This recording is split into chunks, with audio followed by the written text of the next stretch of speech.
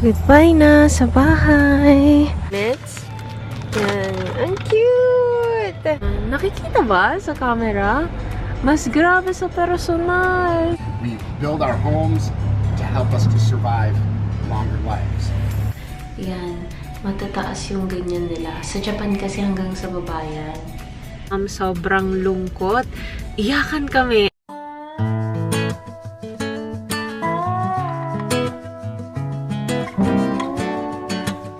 Hi! So, ngayon, 11 PM na. Tutulog-tulugan na siya.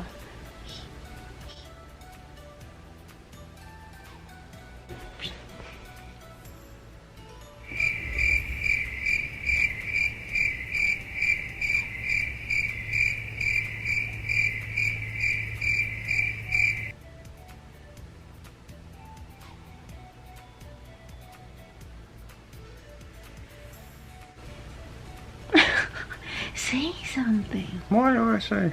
How do you feel right now? I'm ready to go to sleep. Say something sweet to me. I'm ready to go to sleep with you.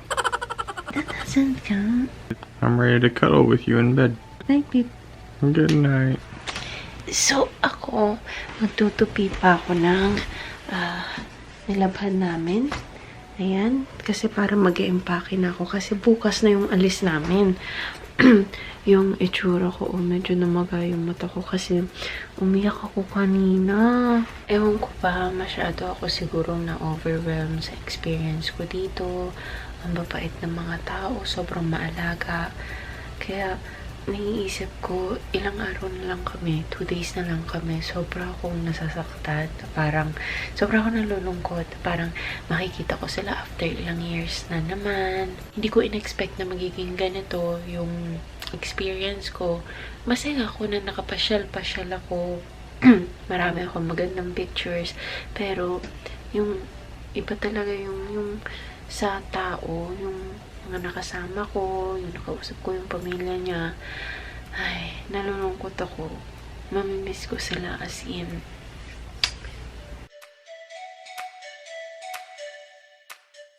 Grabe, idagdag ko lang pala. Ang kararating pa lang namin, nakita ko pa to sa bed. Hinanda pa ng mama niya para ma-check ko. Ito yung pang 2019 na official visitor's guide ng Charleston, South Carolina. Tsaka alam niya kasi na mahilig ako magbasa-basa. Tapos dito yung mga simpleng memory ng kabataan ni Sam. Ayan, ito yung nung pinanganak si Sam. Tapos ito siguro drawing niya to nung bata pa siya. Tapos gusto ko itong nasa pader na puro flag ng Amerika pero parang iba't ibang design. Pagtingin ko rin dito sa sofa, ayan din, American flag. Ang ganda nga ng pagkakaayos dito sa bahay nila. Pinilhan pa niya ako ng tsinelas na ganyan kasi alam niyang hindi ako komportable nang walang tsinelas sa bahay. Naghanda pa siya ng mga candies. Book 19, Chapter 9, Page 9. And today, this morning, ito na yung last day namin sa South Carolina. Pupunta muna kami sa Charleston. Tapos, ito yung bye-bye video ko sa bahay. Bye, Stormy! Okay, now please bring the Charleston books. Goodbye na sa bahay. Nakakalungkot.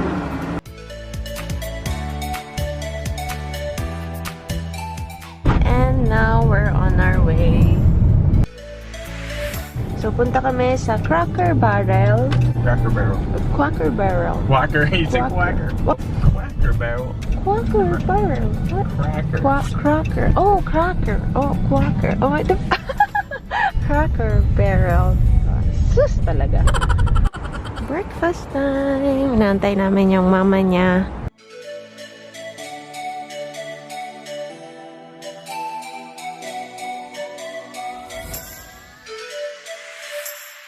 Meron pa silang Halloween stuff. Ang cute.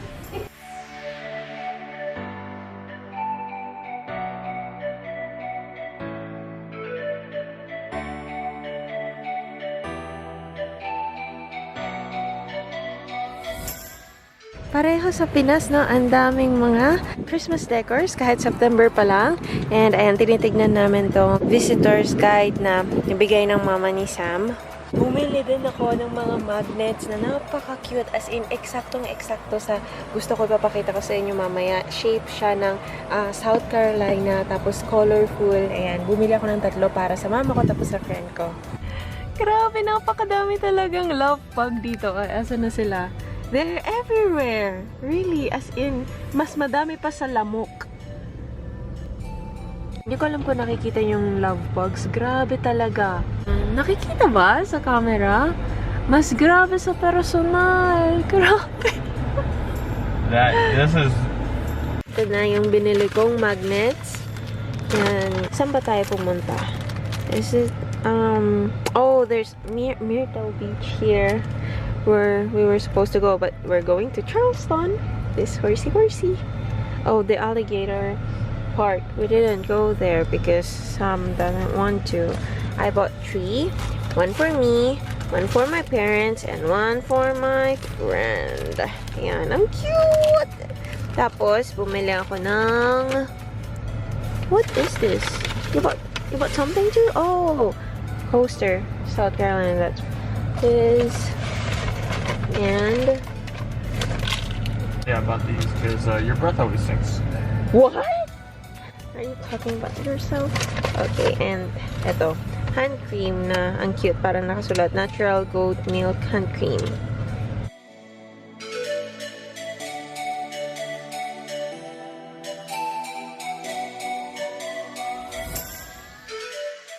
At nasa likod kami ng parang kalesa na yan. Kasi yung mga ganyan, chinichika nila kung ano yung tungkol sa mga lugar na to.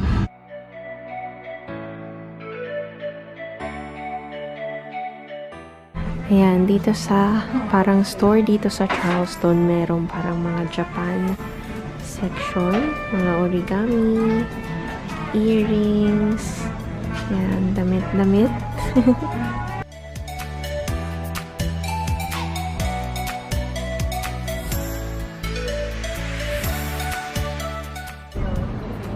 Yeah, at 102 degrees, they're taken off the streets, but at 135 degrees, they take what?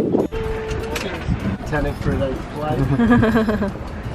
More importantly than me, this is the star of our show. This is Yemisi. Yemisi is a North American spotted dragon. He used to work 14 hours a day. He works about 3 to 4 hours a day. In the Anglo-Saxon religion, King Charles II, our first monarch, saw over Charleston, the Anglo-Saxons. So the very first 2 churches erected in Charleston, St. Michael's and St. Philip's, both Anglo churches. Original Charleston singles. Now, a Charleston singles architecture literally is built to assist in the way we live in 1670 as we come here. We build our homes to help us to survive longer lives. Originally in 1670, the average male's life expectancy on this peninsula is 52 to 56 years of age. And that has to do with the amount of filth. Unitarians are unique, very liberal religion for this period in history. They believe that God created the universe and then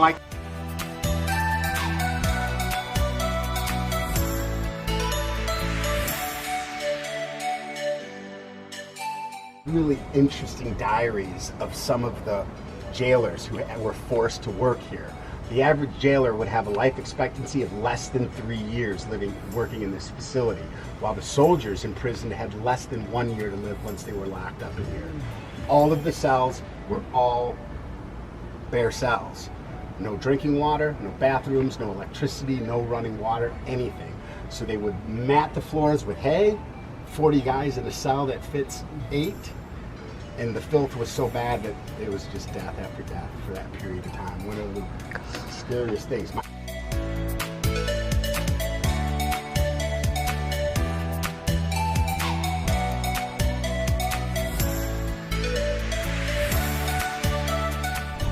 Ito na yung kanta na makakapagpaalala sa akin ng Amerika. Ilang beses na namin narinig to. Keep your push alive. Ay, ay, ay.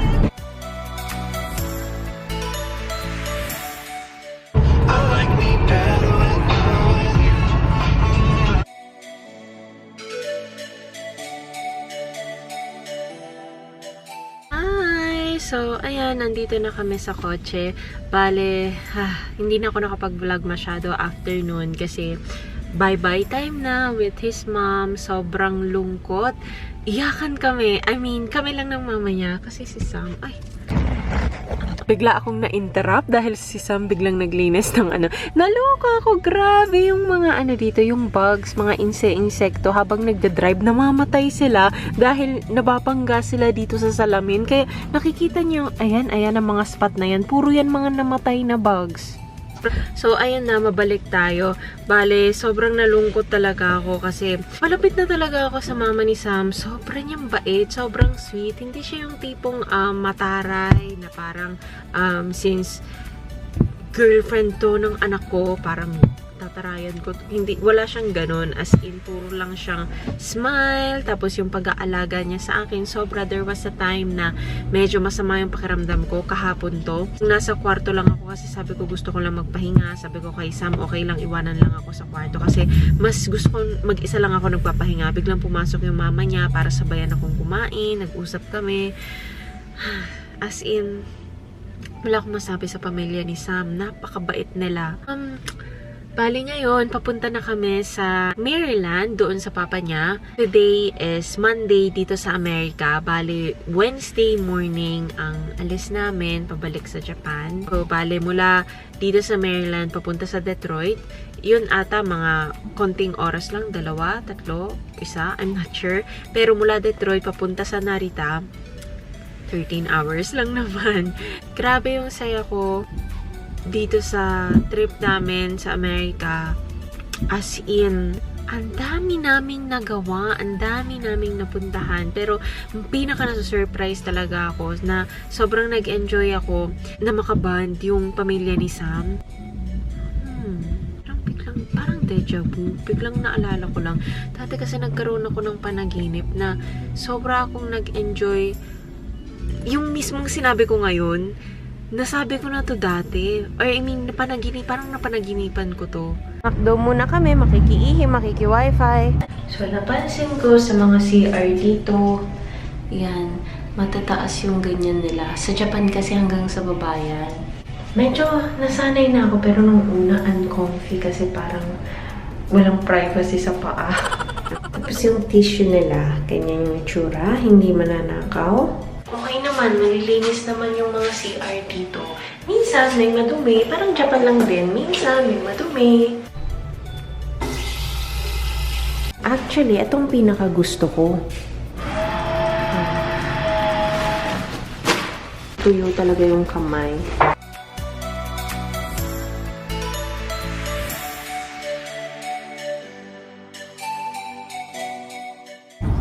Look! Oh yeah, I do see it. There's a rainbow big picture.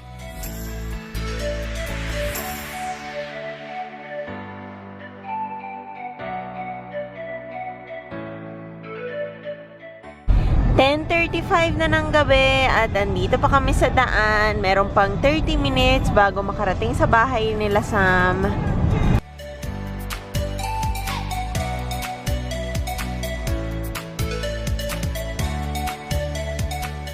So, 11:20 na at yun, nandito na kami sa Maryland.